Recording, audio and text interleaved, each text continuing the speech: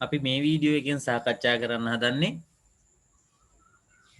මහ බැංකුව විසින් අනුගමනය කරන මූල්‍ය ප්‍රතිපත්තිය පිළිබඳව.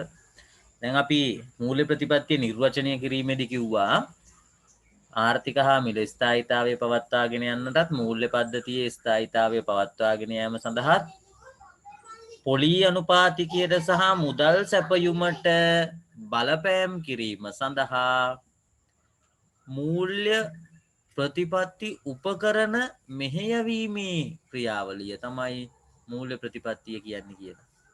එහෙමනම් ඒකේ සරලම දේ තමයි මූල්‍ය ප්‍රතිපත්තිය ක්‍රියාත්මක කිරීමට මහ බැංකුව විසින් මූල්‍ය ප්‍රතිපත්ති උපකරණ පාවිච්චි කරනවා. මේ මූල්‍ය ප්‍රතිපත්ති උපකරණ හරහා මුදල් සැපයුමට සහ පොලී අනුපාතිකයට බලපෑම් කරනවා. ඒ හරහා ආර්ථික හා මිල ස්ථායීතාවය ළඟා කරගන්න. ඒතර අපිට පේනවා මේක එක නිකන් ගලාගෙන යෑමක් තියෙනවා නේද? මූල්‍ය ප්‍රතිපත්ති උපකරණ පාවිච්චි කරලා පොලී අනුපාතිකයට සහ මුදල් සැපයුමට බලපෑම් කරනවා. ඒ හරහා නැවතත් ආර්ථික හා මිල ස්ථායීතාවය කියන අරමුණ ඉෂ්ට කරගන්න. එතකොට පියවරෙන් පියවර තමයි මේක ගමන් කරන්නේ. දැන් ඉතින් අපි සාකච්ඡා කරන්නේ එමනම් මොනවද මේ මහ බැංකුව අනුගමනය කරන මූල්‍ය ප්‍රතිපත්ති උපකරණ කියලා. රයිට් අපි බලමු මේ කොටස් ඉතින් සාමාන්‍ය දේවල් මේවා සාමාන්‍ය විදිහට කියව ගන්න. මේ මූල්‍ය ප්‍රතිපත්ති උපකරණ ප්‍රධාන කොටස් දෙකකට බෙදෙනවා. මේ බලන්න මේ chart එකෙන් අපි මේක සාකච්ඡා කරමු. මූල්‍ය ප්‍රතිපත්ති උපකරණ මුලින්ම අපි වෙන් කරනවා ප්‍රමාණාත්මක උපකරණ කියලා. ඊළඟට ගුණාත්මක උපකරණ කියලා වෙන් කරනවා.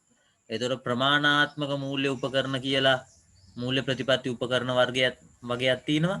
ඒ වගේම ගුණාත්මක මූල්‍ය උපකරණ හෙවත් ගුණාත්මක ණය පාලන උපකරණ කියලා මූල්‍ය ප්‍රතිපත්ති උපකරණ වර්ග කිහිපයක් තියෙනවා. විභාගයට අහනවා පුතේ මූල්‍ය ප්‍රතිපත්ති උපකරණ කවරේද? නැත්නම් ඒගොල්ලෝ නිශ්චිතව අහනවා ප්‍රමාණාත්මක මූල්‍ය උපකරණ කවරේද? ගුණාත්මක මූල්‍ය උපකරණ කවරේද කියලා අහනවා. ඒ නිසා ඔයාලා අනිවාර්යෙන් මෙන්න මේ chart එකේ තියෙන දේවල් කටපාඩම් කරගන්න ඕනේ. බලන්න ප්‍රමාණාත්මක මූල්‍ය උපකරණ කියලා සලකන්නේ මොනවද කියලා? සමස්ථාර්ථිකයේ ණය පරිමාව සහ ණය පිරිවැය. ණය පරිමාව කියන්නේ ලබා දෙන ණය ප්‍රමාණය. ඒක නිකන් සරල අදහසක් ගත්තම මේ අර මවන ලද මුදල් ප්‍රමාණය කියලා කියත හැකියි. ඒකට ඒක මුදල් සැපයීමට තමයි බලපාන්නේ. ඒ වගේම ණයෙහි පිරිවැය. ණයෙහි පිරිවැය කියන්නේ පුතේ ණයක් ගන්නකොට ඒ සඳහා අපි අමතරව දරන පිරිවැය. ණයක පිරිවැය කියලා සලකන්නේ පුතේ පොලී අනුපාතිකය. රුපියල් 1000ක් ණය ගත්තොත් ඒ රුපියල් 1000 ගෙවන එකේ පිරිවැයක් නැහැ. ගත්තු ප්‍රමාණයනේ ගෙවන්නේ. නමුත් ඒ සඳහා පොලියක් ගෙවනවා නම් ඒ පොලිය අපි සලකන්නේ පිරිවැය විදියට. ඒතකොට එවනම් මේ ණයෙහි පිරිවැය කියන්නේ පොලී අනුපාතිකය. මෙතනින් අදහස් වෙන්නේ අර මුදල් මවන ලද මුදල් ප්‍රමාණය. එතකොට සමස්ත ආර්ථිකයේ ණය පරිමාව සහ ණයෙහි පිරිවැය පාලනය කිරීම සඳහා යොදා ගැනෙන උපකරණ වලට අපි කියනවා ප්‍රමාණාත්මක මූල්‍ය උපකරණ කියලා. එතකොට පුතේ මේකෙන් නිශ්චිතවම පොලී අනුපාතිකයත් මුදල් සැපයුමත් ඍජුවම පාලනය කිරීමක් කරනවා. බලන්න ඒ සඳහා පාවිච්චි කරන මූල්‍ය ප්‍රතිපත්ති උපකරණ තියෙනවා. ප්‍රමාණාත්මක මූල්‍ය ප්‍රතිපත්ති උපකරණ තුනක් තියෙනවා. මේ තමයි ප්‍රධානම මහ බැංකුව විසින් අනුගමනය කරන ප්‍රමාණාත්මක මූල්‍ය ප්‍රතිපත්ති උපකරණ තුන. විවට වෙළඳපළ කටයුතු, මහ බැංකු පොලී අනුපාතිකය, ව්‍යවස්ථාපිත සංචිත අනුපාතය.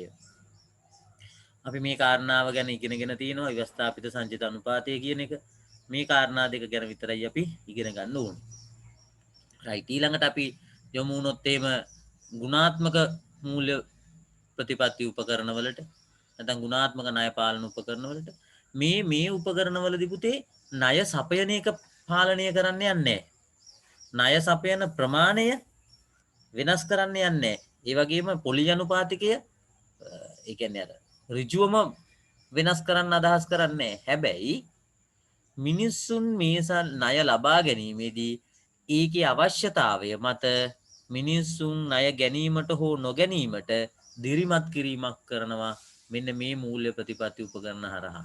ඒ නිසා තමයි ඒකට ගුණාත්මක මූල්‍ය ප්‍රතිපත්ති උපකරණ කියලා කියන්නේ. ප්‍රමාණාත්මකයෙන් කෙලින්ම පුතේ ණය ප්‍රමාණයයි පොලී අනුපාතිකයයි වෙනස් කරවමු. නමුත් මෙතන තියෙන පුතේ ඊට වඩා වෙනස් දෙයක්. අර හිත රිද්දන්නේ නැති වෙන්න රටේ ණය සැපයුම පාලනය කිරීමක් මේ හරහා සිද්ධ වෙනවා. එතකොට ණය දෙන්නේ නැහැ කියන එක නෙමෙයි කියන්නේ. ණය ලබා දීමේදී පොඩි පොඩි උපක්‍රම පාවිච්චි කරනවා. බලන්න මේ අදහස කියවුවා මේක තේරෙයි. ආර්ථිකයේ තෝරාගත් ශ්‍රේෂ්ඨයන් තුල ණය ගලා යෑම හා ඒවායේ දිශානතිය හැසිරවීම මේ ගුණාත්මක ණය පාලන උපකරණ මගින් සිද්ධ වෙනවලු. මෙතන මේ මින් කියලා තියෙන වචනේ අවශ්‍ය වෙන්නේ නැහැ හොඳේ. හැසිරවීම ගුණාත්මක ණය පාලන උපකරණ මගින් සිදුවේ කියලා තිබ්බහම ඇති. right. දැන් ඔයාලට තේරෙනවා ඇති ගුණාත්මක ණය පාලන උපකරණ වලින් පුතේ ණය ලබා දීම නවත්තන එක නෙමෙයි කරන්නේ. ඒ ලබා දෙන ණය ප්‍රමාණය ආර්ථිකයට ගැළපෙන ඒ සුදුසු අංශයන් වෙත යොමු කිරීමක් තමයි කරන්නේ. දැන් උදාහරණයක් විදිහට අපි හිතමුකෝ අපි මේ ට්‍රිප් එකක් යන්න හරි මොනවට හරි බැංකුවකින් ගිහිල්ලා ණයක් ඉල්ලනවා කියලා. ඒතර බැංකුව කියනවා ට්‍රිප් එකක් යන්න නම් ණය ගන්න එපා. ඔයාට ඕනේ නම් ව්‍යාපාරයක් පටන් ගන්න මේ ණය මුදල ගන්න. අන්න ඒතර බලන්න ණය ලබා දෙන එක නවත්තන එක නෙමෙයි කරන්නේ.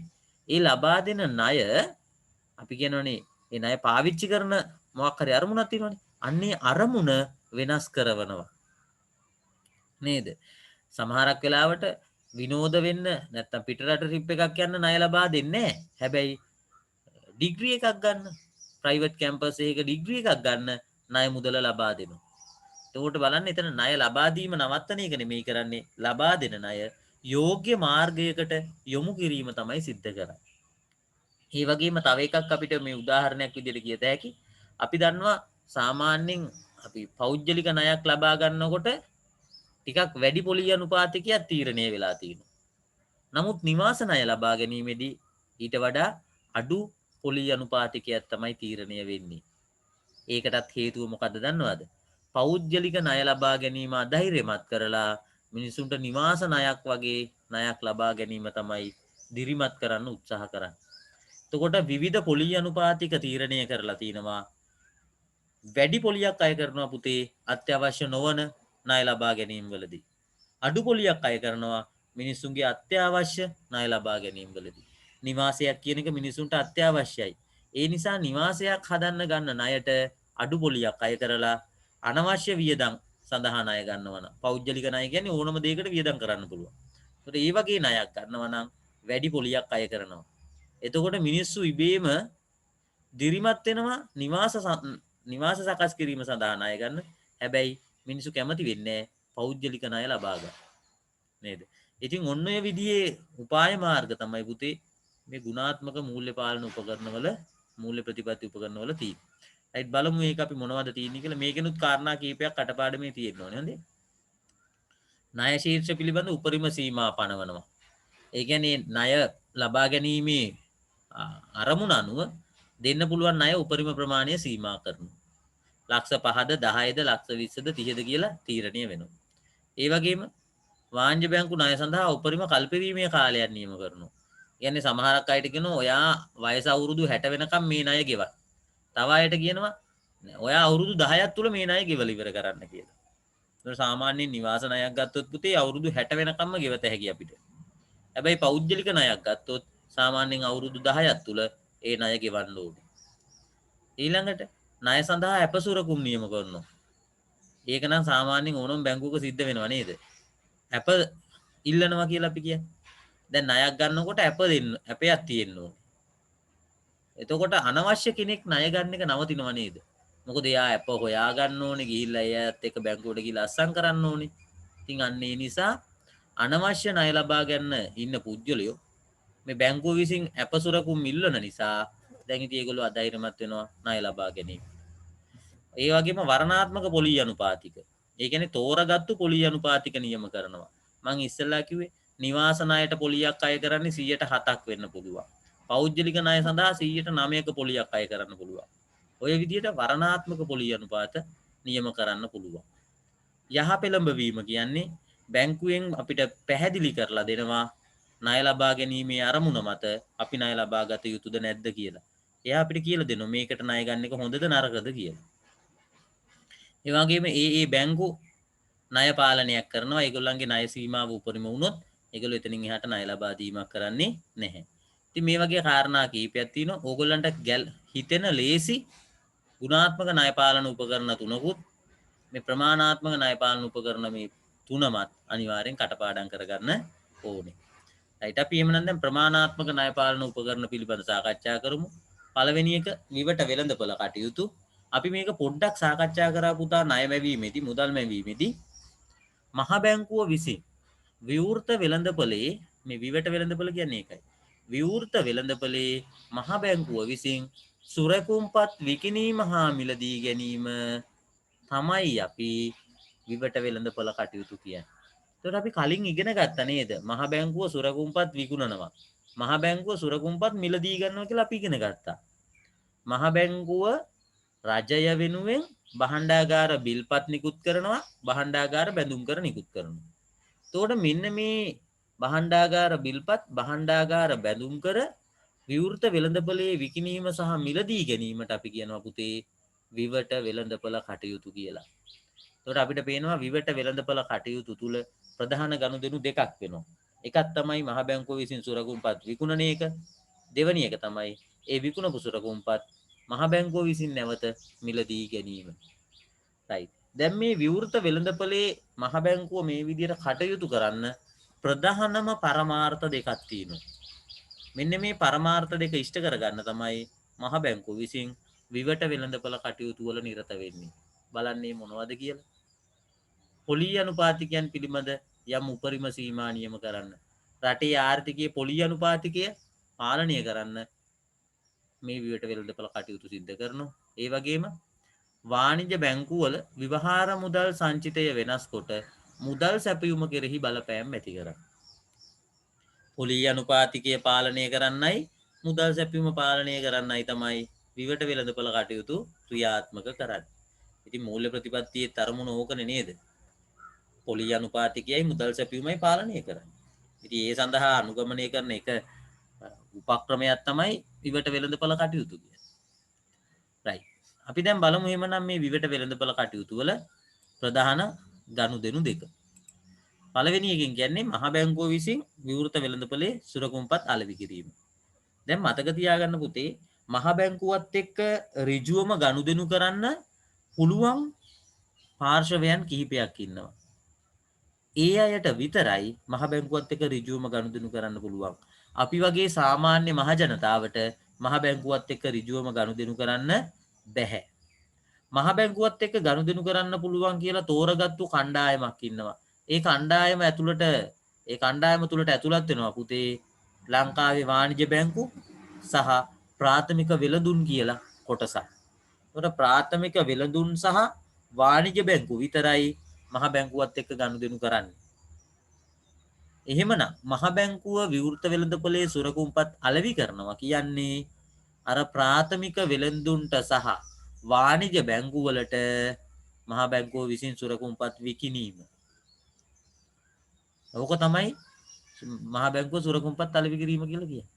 දැන් එතකොට මහ බැංකුව විසින් සුරකුම්පත් අලෙවි කරනකොට වාණිජ බැංකු සහ ප්‍රාථමික වෙළෙන්දෝ ඒවා මිලදී ගන්නවා. නේද? අපි කලිනුත් ඕක සාකච්ඡා කරා. දැන් වාණිජ බැංකු විසින් මේ සුරකුම්පත් මිලදී ගන්නකොට වාණිජ බැංකු ළඟ තියෙන මුදල් මහ බැංකුවට දීලා තමයි සුරකුම්පත් ටික ඒගොල්ලෝ මිලදී ගන්න ඕනේ. දැන් එතකොට මහ බැංකුව විසින් සුරකුම්පත් අලෙවි කරනකොට වාණිජ බැංකු විසින් ඒවා මිලදී ගන්නවා. වාණිජ බැංකු විසින් ඒවා මිලදී ගන්නකොට වාණිජ බැංකු ළඟ තියෙන සල්ලි ටිකක් මහ බැංකුවට යනවා. දැන් වාණිජ බැංකු සතුව තියෙන මුදල් ප්‍රමාණයට මොකද වෙන්නේ? ඒක අඩු වෙනවා. වාණිජ බැංකු සතුව තියෙන මුදල් ප්‍රමාණය අඩු වෙන්න වාණිජ බැංකු සතුව තියෙන අධිසංචිත ප්‍රමාණයත් අඩු වෙනවා. වාණිජ බැංකු සතුව තියෙන අධිසංචිත ප්‍රමාණය අඩු වෙන්න මැවිය හැකි ණය ප්‍රමාණය අඩු වෙනවා. මැවිය හැකි ණය ප්‍රමාණය අඩු වෙනවා කියන්නේ රටේ මුදල් සැපයුමත් යම් කිසි මට්ටමකින් අඩුවීමක් සිද්ධ වෙනවා. ඕක තමයි පුතේ විවෘත වෙළඳපොලේ මහ බැංකුව සුරකුම්පත් විකිණීමේදී සිද්ධ වෙන එක කාර්යයක්. ඒ කාර්ය පුතේ මේ නෝට් එකේ මෙතන ලස්සනට පැහැදිලි කරලා තියෙනවා. ඊළඟට මේ විවෘත වෙළඳපොලේ සුරකුම්පත් අලෙවි කිරීම නිසා තවත් කටයුත්තක් සිද්ධ වෙනවා. දැන් මුදල් සැපීමට බලපෑම වුණා. ඒ වගේම අපි කතා කරනවානේ පොලි අනුපාතිකයටත් බලපෑමක් වෙනවා කියලා. මේ මහ බැංකුව විසින් විවෘත වෙළඳපොලේ සුරකුම්පත් අලෙවි කරනකොට පුතේ බැංකු අතර ගනුදෙනු වෙනකොට අය කරන පොලි අනුපාතිකයත් තීරණය වෙනවා. නැත්නම් අපි හිතමු රටේ පොලි අනුපාතිකය තීරණය වෙනවා කියලා. අවසාන වශයෙන් ඒක තමයි උත්තරේ. සාමාන්‍යයෙන් මහ බැංකුවත් එක්ක ගනුදෙනු කරනකොට වාණිජ බැංකු ටික මහ බැංකුව යම්කිසි පොලියක් නියම කරනවා නම් එතකොට මහ බැංකුවයි වාණිජ බැංකුවයි අතර ඒ පොලි අනුපාතිකය තමයි පුතේ තීරණය වෙන්නේ. එතකොට මේ මූල්‍ය වෙළඳපොලේම බැංකු අතර තීරණය වෙන්නේ අර මහ බැංකුව විසින් ප්‍රකාශ කරපු පොලි අනුපාතිකය. දැන් බැංකු අතර ඒ පොලි අනුපාතිකය තීරණය වුණාට පස්සේ දැන් බැංකු සහ මහ ජනතාව අතර පොලි අනුපාතිකය තීරණය වෙන්නේ මේ මහ බැංකුව විසින් තීරණය කරපු පොලි අනුපාතිකය මත. මම සරලව මෙහෙම කියන්නද? මහ බැංකුව 100%ක පොලියක් අය කරනවා නම් වාණිජ බැංකු වලින් ණය ලබා දීමේදී. දැන් වාණිජ බැංකුව විසින් මහ බැංකුවෙන් ණයක් ගන්නවා කියලා හිතන්නකෝ. එතකොට මහ බැංකුව 100%ක පොලියක් අය කරනවා. අපි ගිහිල්ලා වාණිජ බැංකුවෙන් ණයක් ඉල්ලනවා. දැන් වාණිජ බැංකුව මොකද කරන්නේ? 104 පොලියට අපිට ණය දෙයිද? වාණිජ බැංකුව ගිහිල්ලා මහ බැංකුවෙන් ණයක් ඉල්ලුවාම මහ බැංකුව 105ක පොලියක් අය කරනවා නම් දැන් වාණිජ බැංකුව විසින් අපිට ණය දෙනකොට ඒගොල්ලෝ අවම වශයෙන් 105ක පොලියක්වත් අපෙන් අය කළ යුතුයි. ඇයි වාණිජ බැංකුව වලින් මහ බැංකුව අය කරන පොලිය අනුව තමයි වාණිජ බැංකුව විසින් අපෙන් අය කරන පොලිය තීරණය වෙන්නේ. රයිට්. ඉතින් ඔන්න ඔය විදිහට තමයි පුතේ මේ සුරකුම්පත් සම්බන්ධ ගනුදෙනු සිද්ධ වෙනකොට රටේ පොලි අනුපාතිකය තීරණය වෙන්නේ. කියන්නේ මහ බැංකුවේ පොලි අනුපාතිකය මත තමයි සමස්ත ආර්ථිකයේ පොලි අනුපාතිකයත් තීරණය වෙන්නේ. මම මේක සරලව ඕගොල්ලන්ට කියන්නම්. මේක තව ඉදිරියේදී අපි පැහැදිලි කරනවා මහ බැංකුව සුරකුම්පත් අලෙවි කිරීමේදී කොහොමද පොලි අනුපාතිකය තීරණය වෙන්නේ කියලා. මෙතන සරලවම කියනවා පුතේ මහ බැංකුව සුරකුම්පත් විකුණනකොට යම්කිසි පොලි අනුපාතිකයක් තීරණය කරනවා. ඒක මූල්‍ය වෙළඳපොලේ මුදල් වෙළඳපොලේ අපි කතා කරන්නේ ඉස්සලා අන්තර් බැංකු ඒක්ෂණ ණය වෙළඳපොල කියලා එකක් මතකද? මුදල් වෙළඳපොලේ එක උප වෙළඳපොලක් තමයි අන්තර් බැංකු ඒක්ෂණ ණය වෙළඳපොල.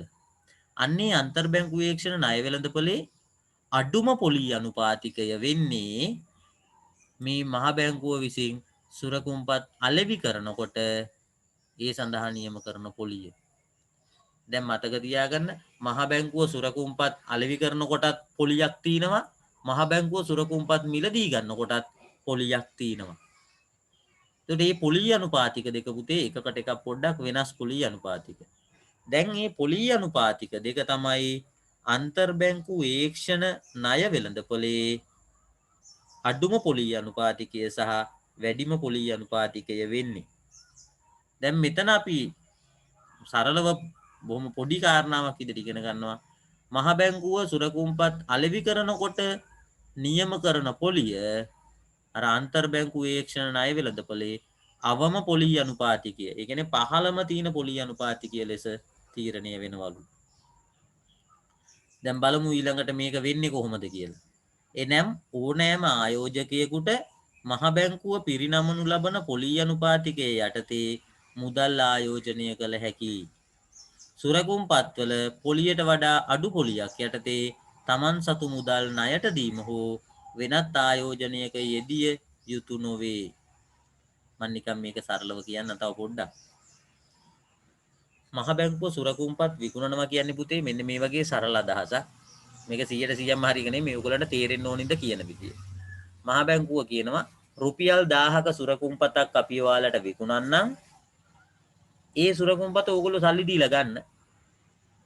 ඕගලන්ට අනාගතයේ දිනකදී ඒ රුපියල් 1000ට අමතරව තව 100%ක පොලියකුත් ගෙවන්නම් කියලා. ඕක තමයි සුරකුම්පත් විකිණීමේදී සිද්ධ වෙන දේ. මහ බැංකුව රුපියල් 1000ක සුරකුම්පතක් වික්කොත් එයා කියනවා තව මාස 6කින් ඕක ගන්නම් අපි. ඒ ගන්නකොට මේ රුපියල් 1000ට අමතරව තව 110ක පොලියකුත් ඔයාලට ගෙවන්නම් කියලා වාණිජ්‍ය බැංකුව වලට කියනවා. දැන් ඒතර වාණිජ්‍ය බැංකුව පුතේ මේ සුරකුම්පත මිලදී ගන්නේ රුපියල් 1000ක් දීලා. හැබැයි ඒගොල්ලෝ බලාපොරොත්තු වෙනවා මාස 6 ඉවර වුණාම 110ක පොලියකුත් එයාලට ලැබෙයි කියලා. අන්න දැන් බලන්න එතකොට වාණිජ්‍ය බැංකුව වලට අවස්ථාවක් තියෙනවා පුතේ තමන් ළඟ තියෙන සල්ලි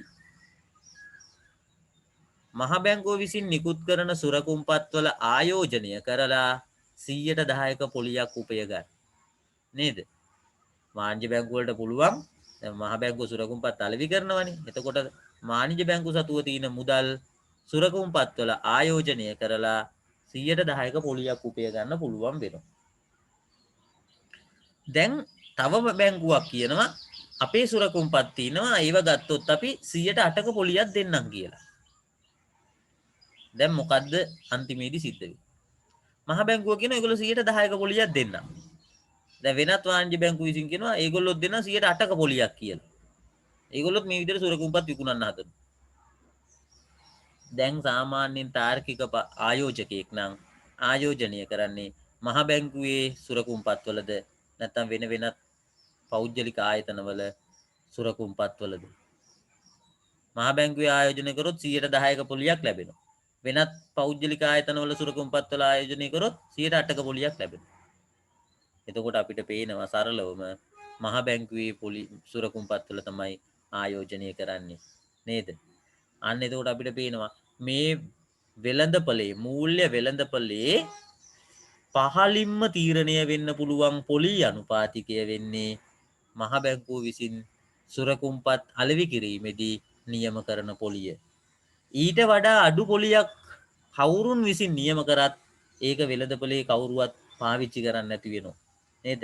ඒ පොලියට කියන්නේ පෞද්ගලික ආයතන විසින් මහ බැංකුව විසින් නියම කරන පොලියට වඩා අඩු පොලියක් නියම කරාට කවුරුත් ඒ ආයෝජනයක නිරත වෙන්නේ නැහැ. මහ බැංකුව 110යි කියලා කිව්වොත් පුතේ ඒ තමයි අඩුම පොලිය. මහ බැංකුව කියනවා ඕනම කෙනෙක් ආයෝජනය කරන්න 110ක පොලියක් දෙන්න. දැන් වාණිජ්‍ය බැංකුව වලට පුළුවන් ඕනනම් ඊට වඩා වැඩි පොලියක් යටතේ ආයෝජනය කරන්න. ඒක ඒගොල්ලන්ගේ ඔප්ෂන් එක. හැබැයි ඒගොල්ලෝ ආයෝජනය සඳහා බලාපොරොත්තු වෙන අවම පොලිය වෙන්නේ දැන් 110. මොකද මහ බැංකුව කියන ඒගොල්ලෝ දෙන්න 110ක් කියලා. එහෙනම් අවම ගාන වෙන්නේ 110. ඊට වඩා වැඩි පොලියකට ආයෝජනය කරන්න පුළුවන් වෙනවා. ඒක තමයි පුතේ මෙතන කියන්නේ. ඕනම ආයෝජකයෙක්ට මේ මහ බැංකුව පිරිනමන පොලිය අනුපාතිකය යටතේ ආයෝජනය කරන්න පුළුවන්. ඊට වඩා අඩු පොලියක් යටතේ නම් වෙන කොහෙවත් ආයෝජනය වෙන්නේ නැහැ. ඒ නිසා තමයි අපි කියන්නේ මේ සුරකුම්පත් විකිණීමේදී අය කරන නැත්නම් ඒ පනවනු ලබන පොලිය අනුපාතිකය වෙළඳපොලේ පහළම නැත්නම් අවම පොලිය අනුපාතිකය බවට පත් වෙනවා. රයිට්. මෙන්න මේ වාක්‍ය ඔයගොල්ලෝ ලියා ගන්න ඔයගොල්ලන්ගේ නෝට් එකේ මහ බැංකුව මේ සුරකුම්පත් අලෙවි කිරීම සිද්ධ කරන්නේ මෙන්න මේ වගේ අවස්ථාවක. මේක ඉතාමත් වැදගත්. වාණිජ්‍ය බැංකු සතුව කියන මූල්‍ය වෙළඳපොලේ ඉතා විශාල ප්‍රමාණයක මුදල් තියෙනවා නම් අධිද්‍රව්‍යශීලතාවයක් කියන්නේ ඒක. ඉතාමත් විශාල ප්‍රමාණයක මුදල් ප්‍රමාණයක් තියෙනවා නම් අන්න ඒ වෙලාවේ ඒ අධිද්‍රව්‍යශීලතාවය ඉවත් කරන්න. ඒක පොඩ අඩු කරන්න. වෙළඳපොලේ තියෙන මුදල් ප්‍රමාණය පොඩ්ඩක් අඩු කරවන්න මහ බැංකුව විසින් සුරකුම්පත් අලෙවි කරනවා. අපි දන්නවනේ මහ බැංකුව සුරකුම්පත් අලෙවි කරනකොට වාණිජ්‍ය බැංකුව සතුව තියෙන මුදල් ප්‍රමාණය අඩු වෙලා ඒක මහ බැංකුවට යනවා. ඉතින් අර මූල්‍ය වෙළඳපොලේ මුදල් වැඩි වුණොත් ටග්ගාලේ මුදල් ටික මහ බැංකුව වෙත ගෙන්න ගන්න ක්‍රමය තමයි මේ සුරකුම්පත් අලෙවි කිරීම කියලා කියන්නේ. රයිට්. මේක ලියා ගන්න ඕගොල්ලෝ. අපි බලමු එහෙමනම් ඒකේ දෙවෙනි ගනුදෙනුව සුරකුම්පත් විකිණීම මිලදී ගැනීම. දැන් පුතේ කලින් කතා කරපු එකේ ප්‍රතිවිරුද්ධ පැත්ත නේද? විවෘත වෙළඳපොලේ සුරකුම්පත් මිලදී ගන්න. ඒ කියන්නේ දැනට විකුණලා තිබ්බ සුරකුම්පත් මිලදී ගන්නත් පුළුවන්. එතකොට මේ මිලදී ගැනීමේදී මහ බැංකුව යම් පොලි අනුපාතිකයක් තීරණය කරනවා. අපි මේක ඉස්සරහට තව පැහැදිලිව කතා කරමුද? මේ සුරකුම්පත් මිලදී ගැනීමේදී වාණ්‍ය බැංකු සතුව තියෙන සුරකුම්පත අරගෙන ඒ සඳහා මුදලක් වාණ්‍ය බැංකුවට ලබා දෙනවා. දැන් එතකොට අපිට පේනවා මහ බැංකුව සුරකුම්පත මිලදී ගන්නකොට මහ බැංකුව ළඟ තිබුණු මුදල් ප්‍රමාණයක් වාණ්‍ය බැංකුව වලට ලැබෙනවා. දැන් වාණ්‍ය බැංකුව වල තියෙන මුදල් ප්‍රමාණය මොකද වෙන්නේ? නිකම්ම වැඩි වෙනවා. වාණ්‍ය බැංකු සතුව තියෙන සංචිත ප්‍රමාණය වැඩි වෙනවා කියන්නේ වාණ්‍ය බැංකු සතු අධිසංචිත ප්‍රමාණයත් වැඩි වෙනවා.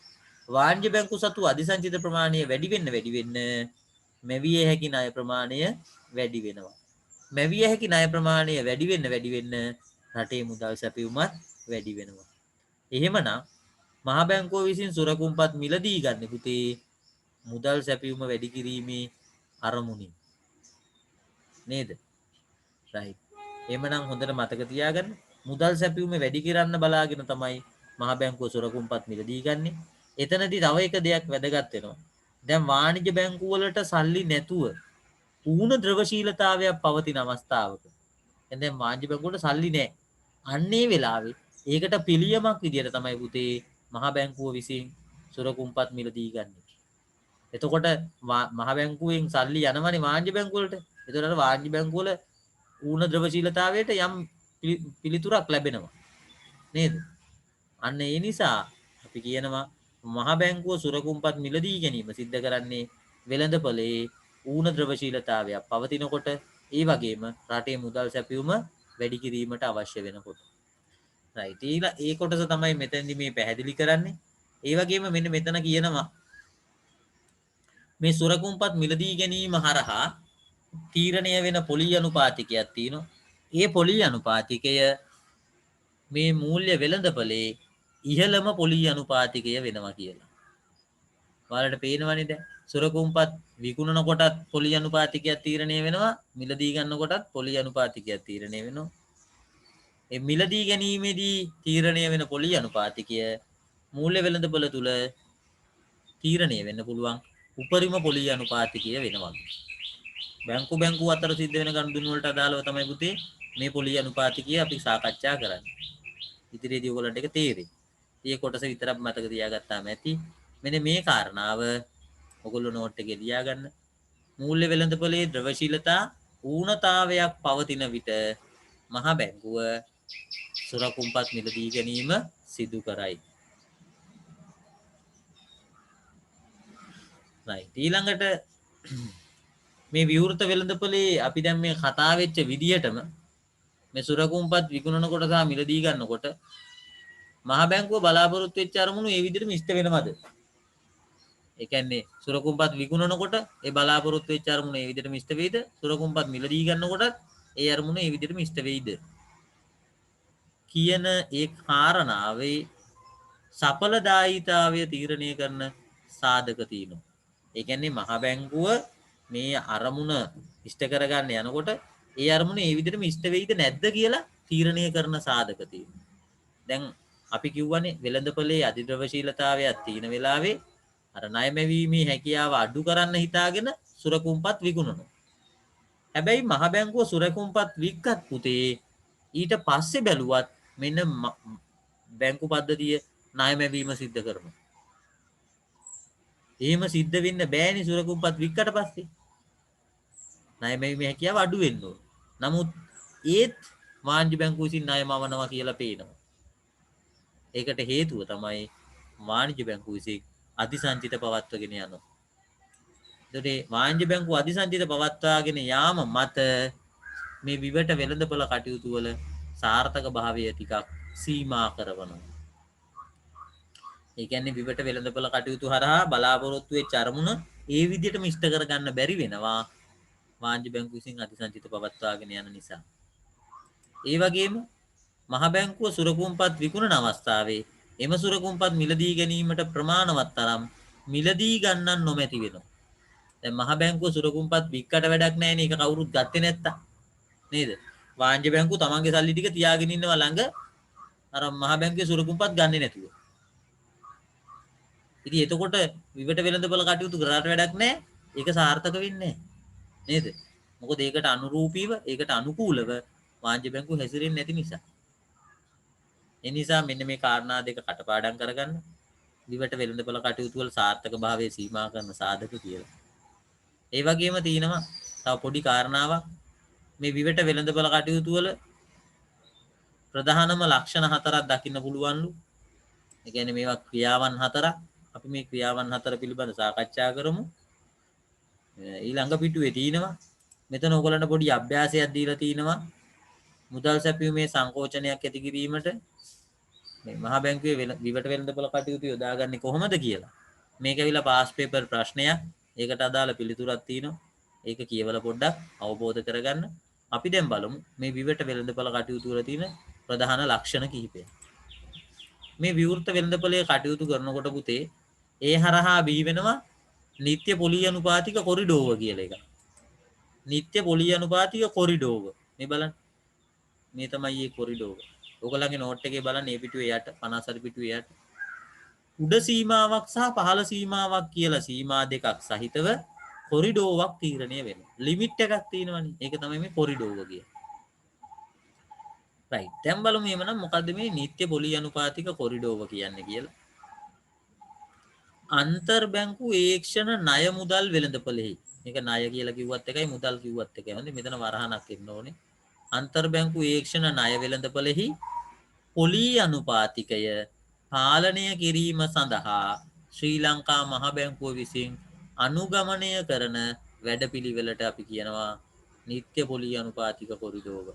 දැන් බලන්න මේ මෙන්න මේ කියන වැඩපිළිවෙල හරහා මොකද්ද සිද්ධ කරන්නේ?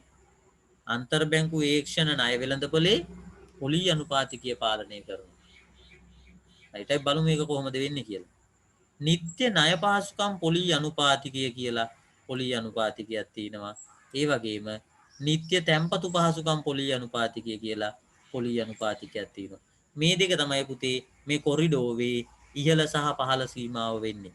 මෙතෙන්දි කියනවා නිත්‍ය ණය පහසුකම් පොලී අනුපාතිකය පොලී අනුපාතික කොරිඩෝවේ පහළම සීමාව වෙනවලු නිත්‍ය තැන්පතු පහසුකම් පොලී අනුපාතිකය පොලී අනුපාතික කොරිඩෝවේ ඉහළම සීමාව වෙනවලු. ඔයාලට ඒක මෙතනින් බලා ගන්න පුළුවන්. බලන්න ඉහළම සීමාව මොකද්ද? නිත්‍ය ණය පහසුකම් පොලී අනුපාතිකය. පහළම සීමාව නිත්‍ය තැන්පතු පහසුකම් පොලී අනුපාතිකය කියලා තියෙනවා.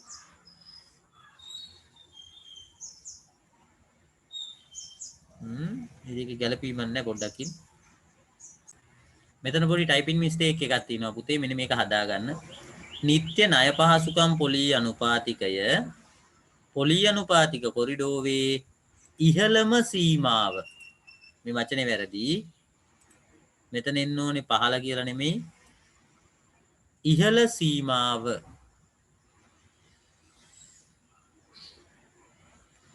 මෙතන පොඩ්ඩක් ටයිපින් මිස්ටේක් එකක් තියෙන මේ ටිකේ. පොලී අනුපාතික කොරිඩෝවේ ඉහළ සීමාව වන අතර. එහෙම ඉන්න ඕනේ නේද? ඉහළ සීමාව වන අතර. ඒතර මෙන්න මේ වචනේත් පොඩ්ඩක් හදා ගන්න ඕනේ ඔයගොල්ලෝ. නිත්‍ය තැන්පතු පහසුකම් පොලී අනුපාතිකය පොලී අනුපාතික කොරිඩෝවේ පහළ සීමාව වේ. මේ දෙක එතකොට මාරු කර ගන්න ඕනේ. දැන් පොඩි ටයිපින් මිස්ටේක් එකක් තියෙනවා. රයිට්. දැන් එතකොට මේ නෝට් එකේ වරද හදාගත්තට පස්සේ මේ පහලින් තියෙන මේ ඒ සටහන හරි ඈ. අපි බලමු මේ කොහොමද එහෙම වෙන්නේ කියලා. නිත්‍ය ණය පහසුකම් පොලී අනුපාතිකය කියන්නේ පොලී අනුපාතික කොරිඩෝවේ ඉහළම සීමාවලු. ඒ වගේම තැන්පතු පහසුකම් පොලී අනුපාතිකය කියන්නේ පහළම සීමාව කියලා කියනවා. බලමු එහෙම වෙනවද කියලා. මෙන්න මේම හිස්තැනේ ලියා ගන්න ඕගොල්ලන්ගේ ඊට පස්සේ තියෙන පොලී අනුපාතික කොරිඩෝව නිසා වෙළඳපොලේ කෙටිකාලීන පොලී අනුපාතික විශාල වශයෙන් උච්චාවචනය වීමට ඇති ඉඩකඩ අඩු වෙනවා. මේක ටික සාකච්ඡා කරාම ඔයගොල්ලන්ට තේරෙනවා හොඳ. රයිට්. මම දැන් ඔන්න කියන්නම් ඔයාලට මේ කතන්දරේ ටික සරලව. දැන් මහ බැංකුව පුතේ වාණිජ බැංකුවලට ණය දෙනවා වගේම මහ බැංකුව වාණිජ බැංකුව වලින් තැන්පතු ලබා ගන්නවා. නේද? ඒක වැඩ දෙකම සිද්ධ වෙනවා. දැන් අපි හිතමු මහ බැංකුව විසින් වාණිජ බැංකුව වලට ණය දෙනවා කියලා. මහ බැංකුව කියනවා 110 පොලියට අපි ණය දෙන්නම් කියලා. දැන් එතකොට අර අන්තර් බැංකු ඒක්ෂණ ණය වෙළඳපොළ කියන්නේ මොකක්ද කියලාත් මතක තියෙන්න ඕනේ හොඳේ. බැංකු අතර ගනුදෙනු සිද්ධ වෙන වෙළඳපොළ. මහ බැංකුව කියනවා පුතේ ඕනම වාණිජ බැංකුවකට ණය අවශ්‍ය නම් 110 පොලියට ණය දෙන්නම් කියලා. 110 පොලියට ණය දෙන්නම් කියලා කියනවා. දැන් එතකොට ඕනම වාණිජ බැංකුවකට මහ බැංකුවෙන් 110 පොලියට ණය ගන්න පුළුවන්. එතකොට අපි මෙහෙම හිතමු කමර්ෂල් බැංකුවට සම්පත් බැංකුවෙන් ණයක් ගන්න ඕනේද 112 පොලියට? කමර්ෂල් බැංකුවට සම්පත් බැංකුවෙන් 112 පොලියට ණයක් ගන්න ඕනේද? ගන්න ඕනේ නෑනේ. නේද? කමර්ෂල් බැංකුවට ඕන නම් 110 පොලියට මහ බැංකුවෙන් ණය ගත හැකි. අන්න එතකොට අපිට පේනවා බැංකු අතර මේ ගනුදෙනු සිද්ධ වෙනකොට ඒගොල්ලන්ට අය කරන්න වෙන ඉහළම පොලී අනුපාතිකය වෙන්නේ මේ මහ බැංකුව විසින් ණය දීමේදී අය කරන පොලී අනුපාතිකය. නේද? මේ මහ බැංකුව කියන ණය පොලී අනුපාතිකයට වඩා වැඩි පොලියකට කවුරුවත් කිසිම බැංකුවක් ණය ගන්න කැමති වෙන්නේ නැහැ. එහෙම ගන්න අවශ්‍ය නැහැ නේ පුතේ නේද? 110ට ණය දෙන්නම් කියලා කියනකොට අපි වෙන කාගෙන්වත් 111ට ගන්න ඕනේද? 112ට ගන්න ඕනේද? නැහැනේ. එතකොට මේ බැංකු වලටත් ඒ දේ විදිහටම අදාළ වෙනවා. කිසිම බැංකුවක් අනිකුත් බැංකුවකින් මේ 110 පොලියට වඩා වැඩි පොලියකට ණය ගන්නේ නැහැ. එතකොට අපිට පේනවා නේද? මේ තමයි මේ අන්තර් බැංකු ඒක්ෂණ ණය වෙළඳපොලේ තීරණය වෙන්න පුළුවන් ඉහළම පොලිය. ඒක තමයි පුතේ අපි කියන්නේ නිත්‍ය ණය පහසුකම් පොලී අනුපාතිකය කියලා. මහ බැංකුව ණය දීමේදී අය කරන පොලියට තමයි අපි කියන්නේ නිත්‍ය ණය පහසුකම් පොලී අනුපාතිකය කියලා. රයිට් ඔන්න එහෙමනම් මේ අන්තර් බැංකු ඒක්ෂණ ණය වෙළඳපොලේ ඉහළම පොලිය තීරණය වුණා. ඊළඟට දැන් මහජන බැංකුවේ සල්ලි වැඩිපුර තියෙනවා නම් ඒක තැන්පත් කරන්න පුළුවන් පුතේ වෙන බැංකුවක. ලංකා බැංකුවේ තැන්පත් කරන්න පුළුවන්. ඒ වගේම කමර්ෂල් බැංකුවේ වැඩිපුර සල්ලි තියෙනවා නම් ඒක හැට නැෂනල් බැංකුවේ තැන්පත් කරන්න පුළුවන්. සෙලාන් බැංකුවේ වැඩිපුර සල්ලි තියෙනවා නම් ඒක මහජන බැංකුවේ තැන්පත් කරන්න පුළුවන්. එතකොට මේ අර බැංකු අතර මේ මුදල් ණයට ගන්නවා වගේම මුදල් තැන්පත් කරන්න පුළුවන්. අපි ඒකට කියනවා අන්තර් බැංකු ඒක්ෂණ ණය වෙළඳපොලේ සිද්ධ වෙන ගනුදෙනු. දැන් මහ බැංකුව කියනවා ඕනම කෙනෙක් ඕනම මුදල් ප්‍රමාණයක් මහ බැංකුවේ ගෙනල්ලා තැන්පත් කරන්න 106ක පොලියක් දෙන්නම් කියලා. මහ බැංකුවේ තැන්පත් කරොත් 106ක පොලියක් දෙන්නම් කියලා කියනවා. දැන් එතකොට වාණිජ බැංකුව තමන්ගේ ළඟ තියෙන වැඩිපුර තියෙන මුදල් ටික මහ බැංකුවේ ගිහිල්ලා තැන්පත් කරනවා 106ක පොලියට. ඒ පොලියට අපි කියන පුතේ නිත්‍ය තැන්පතු පහසුකම් පොලී අනුපාතිකය කියලා. නිත්‍ය තැන්පතු පහසුකම් පොලී අනුපාතිකය කියලා කියනවා. දැන් මහ බැංකුව 106ක පොලියක් දෙනවනේ තැන්පත් කරොත්. එතකොට සෙලාන් බැංකුව මහජන බැංකුවෙන් අහනවා ඔයා අපේ මුදල් තැන්පත් කරොත් කීයක් දෙන්න පුළුවන්ද? දැන් එතන මහජන බැංකුව කියයිද නිකන් හරි 105ක පොලියක් දෙන්නම් කියලා. එහෙම කියයිද? දැන් සෙලාන් බැංකුවට පුතේ විකල්පයක් තියෙනවා. සෙලාන් බැංකුවට පුළුවන් 106 පොලියට මහ බැංකුවේ ගිහිල්ලා තැන්පත් කරන්න. එහෙමනම් සෙලාන් බැංකුව තමන්ගේ මුදල් ටික මහජන බැංකුවේ 105 මුදලට 105 පොලියකට තැන්පත් කරයිද? තැන්පත් කරන්නේ නේද? අන්න එතකොට අපිට පේනවා මහ බැංකුව විසින් නිත්‍ය තැන්පතු පොලිය අනුපාතිකය තීරණය කරාට පස්සේ ඒ පොලිය තමයි වෙළඳපොලේ තීරණය වෙන්න පුළුවන් අඩුම පොලිය විදියට සලකන්නේ. අඩුම පොලිය. ඕනම වාණිජ බැංකුවක් තමන්ගේ තැන්පතු මහ බැංකුවේ ගිහිල්ලා 106 පොලියට තැන්පත් කරත හැකියි. එහෙමනම් බැංකු අතර ගනුදෙනුව සිද්ධ වෙනකොට එක්ක තැන්පත් කරන්න ඕනේ 106ට නැත්නම් ඊට වඩා වැඩි පොලියකට. එතකොට අන්න අපිට පේනවා දැන් 106 තමයි වෙළඳපොලේ තීරණය වෙන්න පුළුවන් 15ම පොලිය අනුපාතිකය. 15 මේක.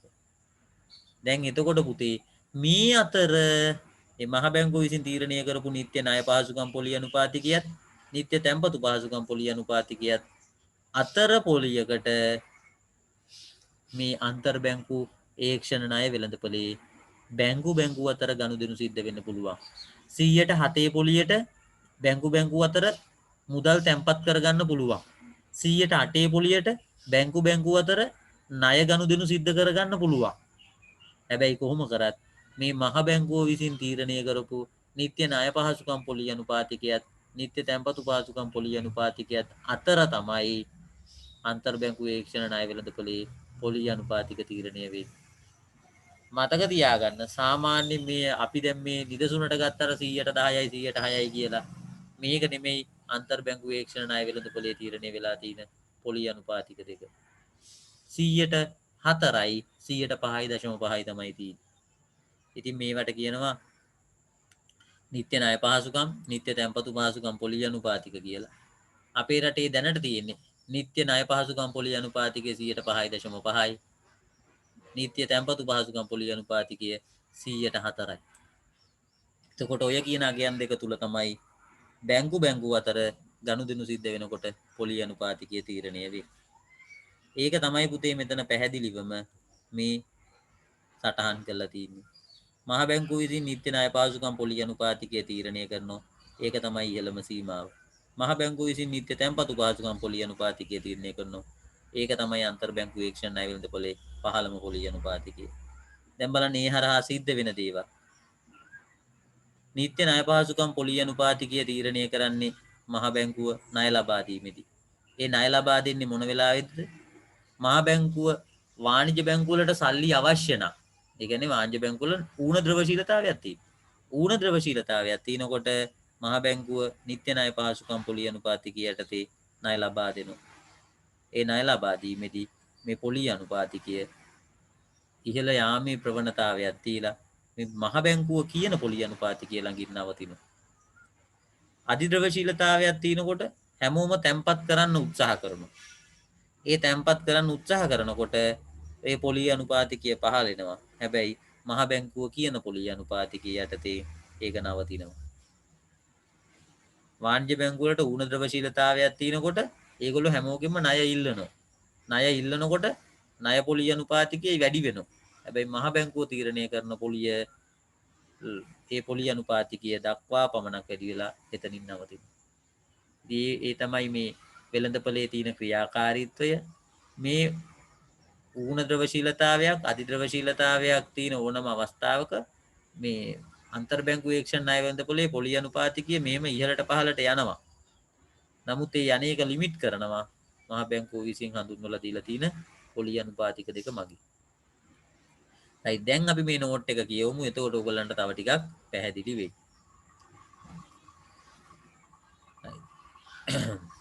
වෙළඳපොලේ අධිද්‍රවශීලතාවයක් පවතින විට පොලිය අනුපාතිකය පහළ යනවා. අන්න ඒකක් පොඩ්ඩක් බලමු. වෙළඳපොලේ අධිද්‍රවශීලතාවයක් පවතින විට. ඒ කියන්නේ දැන් වෙළඳපොලේ හැම වාණිජ්‍ය බැංකුවක් සතුවම සල්ලි වැඩිපුර තියෙනවා. එතකොට ඒගොල්ලෝ ළඟ සල්ලි වැඩිපුර තියෙනකොට ඒගොල්ලෝ ඒ ටික කොහේ හරි තැම්පත් කරන්න හදනවා. තැම්පත් කරන්න හදනකොට ඒගොල්ලෝ ළඟ සල්ලි වැඩිනේ.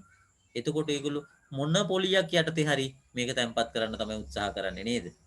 වැඩිපුර පොලිය ඉල්ලන්නේ නැහැ. අඩු පොලියකට හරි දැන් තැම්පත් කරන්න උත්සාහ කරනවා. තමන්ගේ ළඟ සල්ලි තියන් ඉන්නේ නැතුව මේ වැඩිපුර සල්ලි ප්‍රමාණය. දැන් එතකොට මොකද වෙන්නේ? කොහේ හරි තැම්පත් කරන්න උත්සාහ කරනකොට ඒ වෙළඳපොලේ පොලිය අනුපාතිකය පහළ බහිනවා. හැබැයි මහ බැංකුව කියනවා එයා නිත්‍ය තැන්පතු පහසුකම් පොලිය අනුපාතිකය යටතේ ඔය ඕනම මුදල් ප්‍රමාණයක් බාර ගන්නම් කියලා. එතකොට එහෙමනම් ඒ පොලිය අර මේ පොලිය අනුපාතිකය පහළ බහින එකේ අවසාන සීමාව බවට පත් වෙනවා. ඒක තමයි මේ වාක්‍යයෙන් කියන්නේ. අපිට ඒකේ සාරාංශය යටින් ලියාගමු. ඉස්තනේ ලියා ගන්න. ඒ අනුව තීරණය විය හැකි අවම පොලිය අනුපාතිකය වන්නේ නිත්‍ය තැන්පතු පහසුකම් පොලිය අනුපාතිකයයි. ඊළඟට අපි සාකච්ඡා කරන්නේ වෙළඳපොලේ ඌණ ද්‍රවශීලතාවයක් තිබුණා. දැන් හැම බැංකුවකටම සල්ලි ඕනි. එතකොට ඒගොල්ලෝ මොකද කරන්නේ? එයාලා කොහෙන් හරි ණය ඉල්ලනවා. දැන් හැම බැංකුවක්ම ණය ඉල්ලන්න ණය ඉල්ලුම වැඩි වෙන්න මොකද වෙන්නේ? ණයවල පිරිවැය ඉහළ යනවා. නේද? ණය ඉල්ලුම වැඩි වෙන්න ණයවල පිරිවැය ඉහළ යනවා. ණයවල පිරිවැය කියන්නේ පුතේ පොලී අනුපාතිකය. එහෙනම් ණය ඉල්ලුම වැඩි වෙන්න පොලී අනුපාතිකය ඉහළ යනවා. දැන් අන්න අන්තර්බැංකු ඒක්ෂණ ණය වෙළඳපොලේ පොලී අනුපාතිකය හොගාලා ඉහළ යනවා. ඉහළ යනකොට මහ බැංකුව කියනවා ඕනම කෙනෙක්ට ණය දෙන්නම් නිත්‍ය ණය පහසුකම් පොලී අනුපාතිකය යටතේ කියලා. දැන් අන්න ණය පොලී අනුපාතිකය ඉහළ යන එක එතනින් නවතිනවා. නේද? ඇයි? මහ බැංකුව දෙනවා. ඒ මහ බැංකුව කියන ණය පොලී අනුපාතිකය යටතේ. එහෙනම් ඊට වඩා ඉහළට ණය පොලී අනුපාතිකය ගමන් කරන්නේ නැහැ. ඉතින් ඒ කාරණාව තමයි මෙන්න මේ කොටසේ කියන්නේ. ඔයාලා මේක හොඳට කියව ගන්න. කියවගෙන මෙන්න මේ හිස් තැනේ ඔයාලා මේ කාරණාව ලියා ගන්න. ඒ ලියාගෙන ඔයාලා මෙන්න මේ දැන් ඔය සම්පූර්ණ පිටුවක් පුරා කියවපු ලියලා තියෙන කාරණාව තමයි පුතේ මේ සාරාංශයක් විදිහට මෙතන ඉදිරිපත් කරලා තින්නේ. මේකත් කියවගන්න. ඌන ද්‍රවශීලතාවයක් පවතිනකොට ණය ඉල්ලුම වැඩි වෙනවා. ඒ හරහා ණයවල පොලිය ඉහළ යනවා. ඒ ඉහළ යන එක නවත්තනවා මහ බැංකුව විසින් නිත්‍ය ණය පහසුකම් පොලිය අනුපාතිකය යටතේ ණය දීලා. අධිද්‍රවශීලතාවයක් තියෙනකොට හැමෝම තමන්ගේ මුදල් තැන්පත් කරන්න උත්සාහ කරනවා. ඒ හරහා ණය පොලිය අනුපාතිකය නැත්නම් තැන්පතු පොලිය අනුපාතිකය පහළ යනවා. පහළ යන එක නවතිනවා. මහ බැංකුව නිත්‍ය තැන්පතු පොලිය අනුපාතිකය යටතේ තැන්පතු බාර ගන්න නිසා. මේ කාරණාව ටිකක් වැඩිපුර කියවගන්න. ඊළඟට මේව නම් එච්චර ලොකු කාරණා නෙමෙයි. ඔයාලා මේ හිස්තන පුරවලා මේ කාරණා ටික පොඩ්ඩක් කියව ගන්න. මොකද මේවා ඒ තරම්ම ලොකු කාරණා නෙමෙයි. හරි. දෛනික වෙන්දේසි ක්‍රමය කියලා එකක් තියෙනවා. ඒ කාරණාව මෙන්න මේක ලියා ගන්න.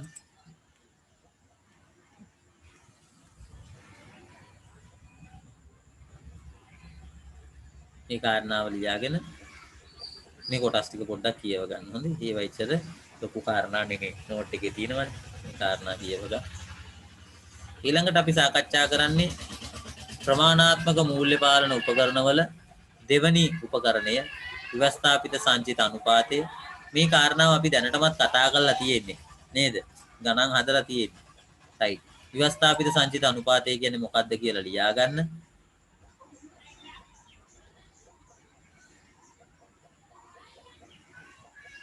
ඊළඟට මේ ව්‍යවස්ථාපිත සංචිත අනුපාතය වෙනස් කිරීම හරහා ණය මැවීමේ හැකියාව වෙනස් කරන්න පුළුවන් කියලා අපි ඉගෙන ගත්තා නේද? ව්‍යවස්ථාපිත සංචිත අනුපාතය වැඩි කරොත් ඒ අනුව මහා වාණිජ්‍ය බැංකුව විසින් පවත්වාගෙන යා යුතු ව්‍යවස්ථාපිත සංචිතයත් වැඩි වෙනවා නේද? ව්‍යවස්ථාපිත සංචිතය වැඩි වෙනවා කියන්නේ අධි සංචිතය අඩු වෙනවා. අධි සංචිතය අඩු වෙනවා කියන්නේ ණය මැවීමේ හැකියාව අඩු වෙනවා. ඒක එක පැත්තක්. ඊළඟ පැත්ත තමයි ව්‍යවස්ථාපිත සංචිත අනුපාතයේ පරස්පරය තමයි අපි තැන්පතු ප්‍රසාරණ ගුණකය කියලා කියන්නේ. ඒතර ව්‍යවස්ථාපිත සංචිත අනුපාතය වැඩි කරන්න තැන්පතු ප්‍රසාරණ ගුණකයේ අගයත් අඩු වෙනවා. දැන් ඒතර දෙපැත්තකින් බලපෑම වෙනවා. එක පැත්තකින් අධි සංචිත අඩු වෙනවා, අනිත් පැත්තෙන් තැන්පතු ප්‍රසාරණ ගුණකයේ අගය අඩු වෙනවා. දැන් මේ ද්විත්ව බලපෑම හරහාම ණය සැපයීම පාලනය වෙනවා. නැත්නම් ලැබිය හැකි ණය ප්‍රමාණය සීමා වීමක් වෙනවා. ඒ කාරණාව තමයි මෙතන අපි නැවතත් ලියලා තින්නේ. ඉතින් මේවා අපි දන්න දේවල් නේද? දැන් මේ විදිහට ණය මැවීමේ හැකියාව අඩු කරවන්න ඕනේ මොන වගේ අවස්ථාවකදීද? ඒක තමයි විභාගෙට අහන්නේ. වෙළඳපොලේ සල්ලි වැඩිපුර තිනකොට තමයි ණය මැවීමේ හැකියාව අඩු කරවන්න ඕනේ. අන්නේ කාරණාව තමයි ඔයගොල්ලන්ගේ හිස්තැනේ ලියා ගන්න තියෙන්නේ. වෙළඳපොලේ අධිද්‍රවශීලතාවයක් පවතින විට විවස්ථාපිත සංචිත අනුපාතය ඉහළ දමනවා. right. ඒ වාක්‍ය ලියා ගන්න එතන. ඊළඟට විවස්ථාපිත සංචිත අනුපාතය පහළ දාන අවස්ථාව. ඉතින් මේවා අපි සාකච්ඡා කරපු කාරණානේ. මේ නෝට් එක කියවගෙන මෙන්න මේ වාක්‍යයත් ලියා ගන්න. සංචිත අනුපාතය පහළ දාන්නේ කොයි වෙලාවෙදීද? ඌන ද්‍රවශීලතාවයක් තියෙන අවස්ථාවක සංචිත අනුපාතය පහළ දැමිය යුතුයි. ආර්ථිකයේ කඩාවැටීමක් අවස්ථාවක දැන් මේ කොරෝනා කාලේ වගේ අවස්ථාවක මේ සංචිත අනුපාතය පහළ දානවා. ඒ අරා මුදල් සැපීම වැඩි කරලා රටේ නිෂ්පාදනය ඉහළ දැමීමක් තමයි බලාපොරොත්තු වෙන්නේ. මේ කාරණාවත් ලියාගන්න. ඊළඟට ප්‍රමාණාත්මක මූල්‍ය පාලන උපකරණවල තුන්වෙනි එක බැංකු පොලී අනුපාතිකය. මෙතන සරලවම අපි කතා කරොත් අපිට කියන්න පුළුවන් මහ බැංකුව විසින් අවසාන ණය දෙන්නා වශයෙන් වාණිජ බැංකු වලින් අය කරන පොලිය තමයි බැංකු පොලී අනුපාතිකය කියන්නේ. අවසාන ණය දෙන්නා වශයෙන් වාණිජ බැංකු වලින් අය කරන පොලියට අපි කියනවා බැංකු පොලී අනුපාතිකය කියලා. මේක ටිකක් ලොකු ඉලක්කමක් මේකට තියෙන්නේ. ඉතින් මේ බැංකු පොලී අනුපාතිකය සාමාන්‍යයෙන් 100ට 15ක් වගේ ප්‍රමාණයක් වෙනවා.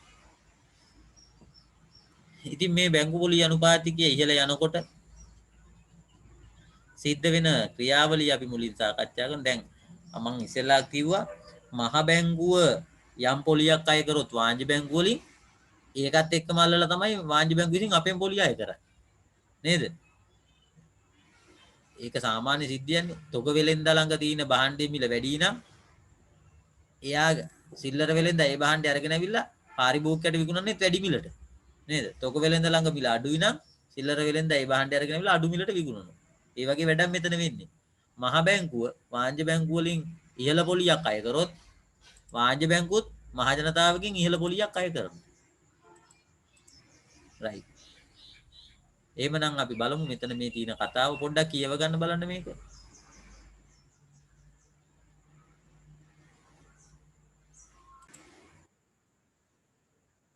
ඔයාලා මේක කියව ගනිද්දි මේවැ සරල අදහස් ඔයගලන්ට අවබෝධ වෙනවා. මහ බැංකුව විසින් වාණිජ බැංකුව වලින් අය කරන පොලී අනුපාතිකය ඉහළ දැමූ විට වාණිජ බැංකුව විසින් මහ බැංකුව වෙත ලබා දෙන ණය සඳහා අය කරන පොලියද ඉහළ දමනවලු. එහිදී ණය සඳහා ගෙවිය යුතු පොලී වියදම වැඩිවන නිසාවෙන් මහ ජනතාව ණය සඳහා කරන ඉල්ලුම අඩු කරනවලු. ඒ අනුව මුදල් සැපයුමත් අඩු වෙලා යනවලු. ඒක ඇත්තනේ නේද? අපි ගන්න ණයට ඉහළ පොලියක් අය කරනවා නම් අපි ඒ ණය ඉල්ලන්නේ නැහැ. කොහොම හරි අවසානයේදී මහ බැංකුවේ අරමුණ ඉෂ්ට වෙනවනේ නේද?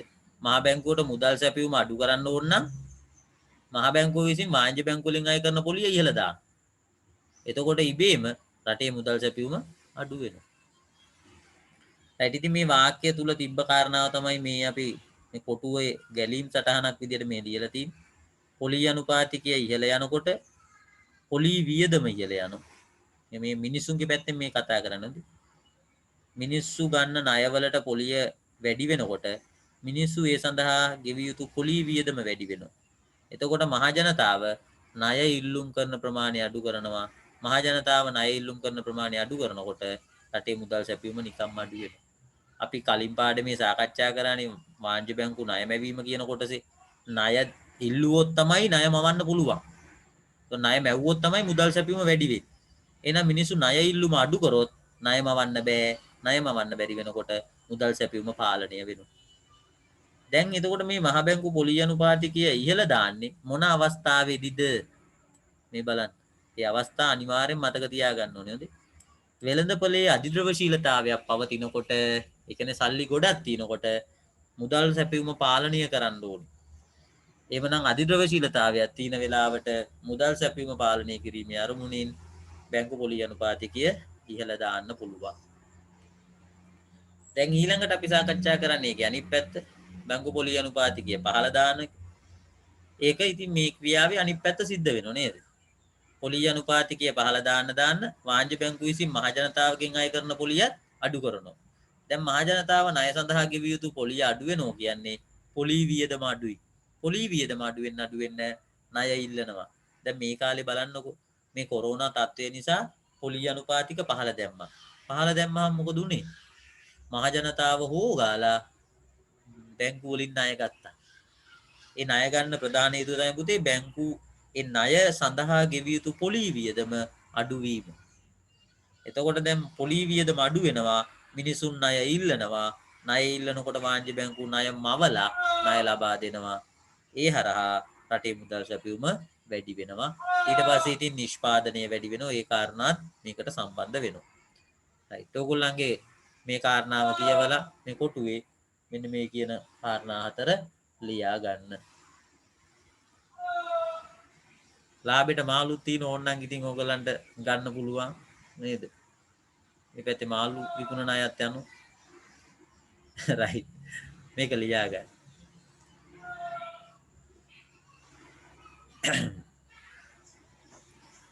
ඊළඟට ඉතාමත් වැදගත් කාරණාවක් මේ තියෙන්නේ පුතේ මේවා විභාගෙට ආනවා. මේවා අනිවාර්යෙන් බලා ගන්න ඕනේ. ප්‍රතිපත්තිමය පොලි අනුපාතිකයන් තුනක් තියෙනවා.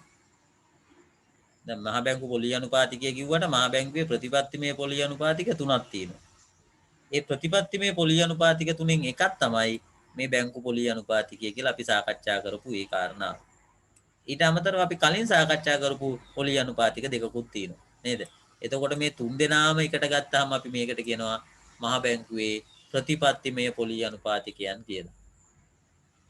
එහෙමනම් ඔයාලා මේ පොලි අනුපාතික වර්ග තුනම ඉගෙනගෙන තියෙනවා. දැන් මේ තුනටම පොදුවේ කියන නම මතක තියාගන්න ඕනේ. රයිට්. ඔන්න දැන් අපේ මේ පාඩමේ 99%ක්ම ඉවරයි ඈ. දැන් ඒකේ අපි මේ මූල්‍ය ප්‍රතිපත්තියට අදාළ පොඩි සාරාංශයක් ඉදිරිපත් කරනවා. මූල්‍ය ප්‍රතිපත්තිය අපි දන්නවා උපකරණ වර්ග දෙකයි. මේ මූල්‍ය ප්‍රතිපත්තිය ක්‍රියාත්මක කරන්න පුළුවන් ක්‍රම දෙකක් තියෙනවා. එක්කෝ ප්‍රසාරණාත්මක බලපෑමක් ඇති කරවන්න පුළුවන්. එහෙම නැත්නම් සංකෝචනාත්මක බලපෑමක් ඇති කරවන්න පුළුවන්. අපි කියන ප්‍රසාරණාත්මක මූල්‍ය ප්‍රතිපත්තිය ක්‍රියාත්මක කරන්නත් පුළුවන්. සංකෝචනාත්මක මූල්‍ය ප්‍රතිපත්තිය ක්‍රියාත්මක කරන්නත් පුළුවන්. දැන් ප්‍රසාරණාත්මක කියන එකේදී අපි දන්නවනේ මුදල් සැපයීම වැඩි වෙන එක කරන්නේ. සංකෝචනාත්මක එකේදී මුදල් සැපයීම පාලනය කිරීමක් කරන්නේ. උද්දමනය පාලනය කරනවා. ඒක සිද්ධ වෙන්නේ මුදල් සැපයීම පාලනය කිරීම හරහා. right. දැන් ප්‍රසාරණාත්මක මූල්‍ය ප්‍රතිපත්තිය ක්‍රියාත්මක කරනකොට පාවිච්චි කරන්නේ මේ උපකරණම තමයි නේද? අපි මේ ගන්නේ ප්‍රමාණාත්මක උපකරණ ටික මේ ගන්න හොඳේ. right. මූල්‍ය ප්‍රතිපත්තියේ ප්‍රමාණාත්මක මූල්‍ය උපකරණ තුනයි. විවට වෙළඳපොළ කටයුතු ව්‍යවස්ථාපිත සංචිත අනුපාත ප්‍රතිපත්තිමය පොලි අනුපාත. සංකෝචනාත්මක මූල්‍ය ප්‍රතිපත්තිය සඳහා පාවිච්චි කරන්නේ ඒ ප්‍රමාණාත්මක මූල්‍ය උපකරණ තුනම තමයි. ඒක වෙනසක් වෙන්නේ නැහැ. ක්‍රියාත්මක කරන විදිහ අනුව තමයි පුතේ ප්‍රසාරණාත්මකද සංකෝචනාත්මකද කියලා තීරණය වෙන්නේ. right. දැන් ප්‍රසාරණාත්මක මූල්‍ය ප්‍රතිපත්තිය ක්‍රියාත්මක කරනකොට මේ විවට වෙළඳපොළ කටයුතු කියන උපකරණය පාවිච්චි කරන්න ඕනේ මොන විදිහටද?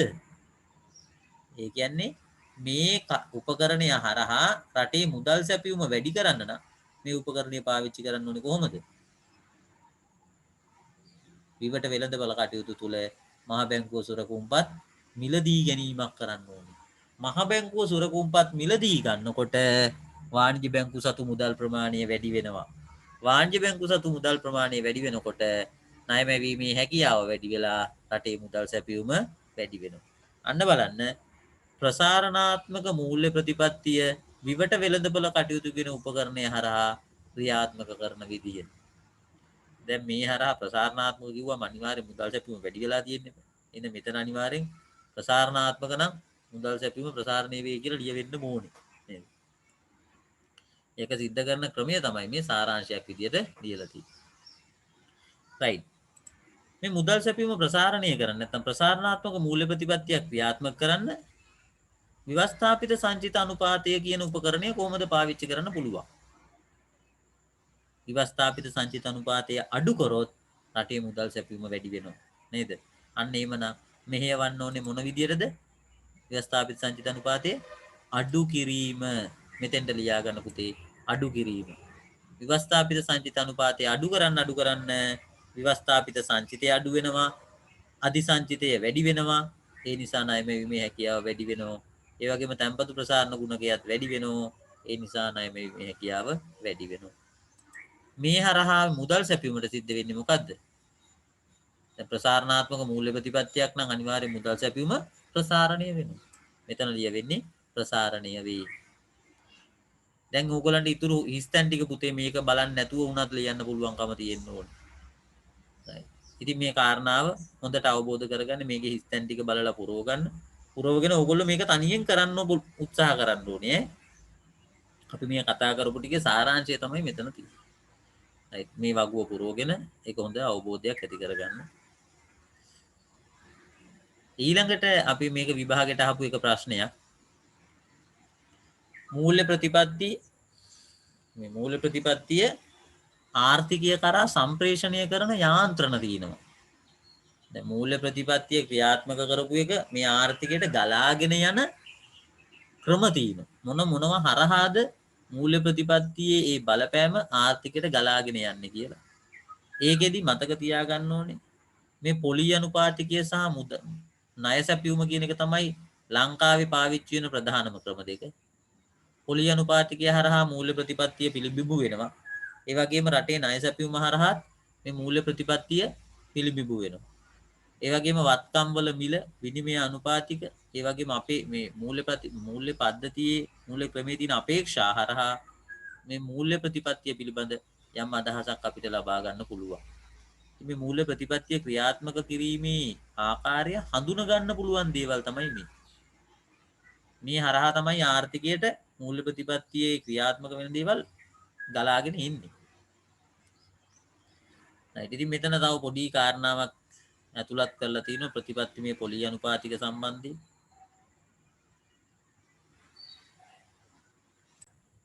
මේ තියෙන කාරණාව පුතේ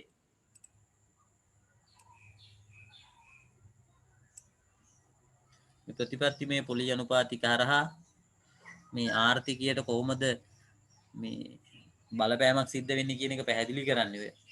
මෙතනදී අපි මේ මාතෘකාවෙන් සාකච්ඡා කරන්නේ මූල්‍ය ප්‍රතිපත්තියේ ක්‍රියාත්මක කරපු දේවල් ආර්ථිකයට ගලාගෙන එන යාන්ත්‍රණ මොනවද කියලා. ඒකට ඒ එක යාන්ත්‍රණයක් විදිහට ගන්න පුළුවන් මේ පොලි අනුපාතික. ඒ පොලි අනුපාතික හරහා මේ ආර්ථිකයට මේක දැනෙන්නේ කොහොමද?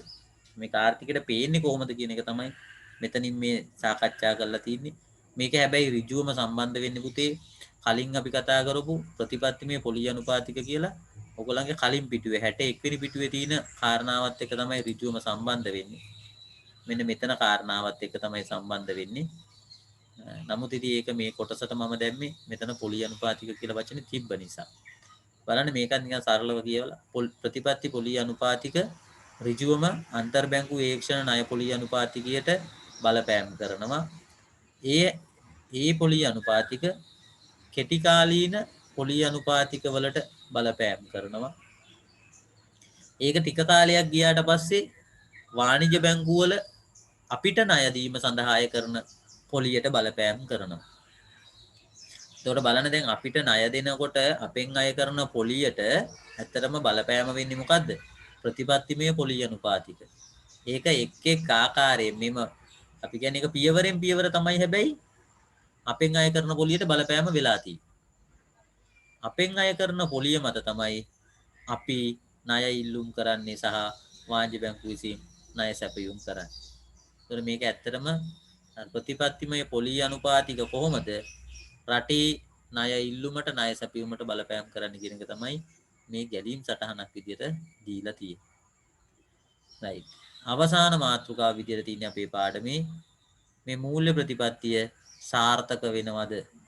නැත්නම් මූල්‍ය ප්‍රතිපත්තියේ සාර්ථක භාවය සීමා කරන සාධක මොනවද කියලා.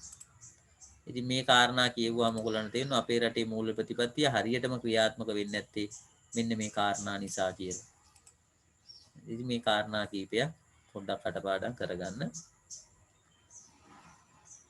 මෙන්න මෙතනින් අපේ 7 වෙනි පාඩම අවසන් වෙනවා. එවනම් අපි ඊළඟ වීඩියෝ එකෙන් අලුත් පාඩමකින් ආයෙ මුණ ගැහෙමු.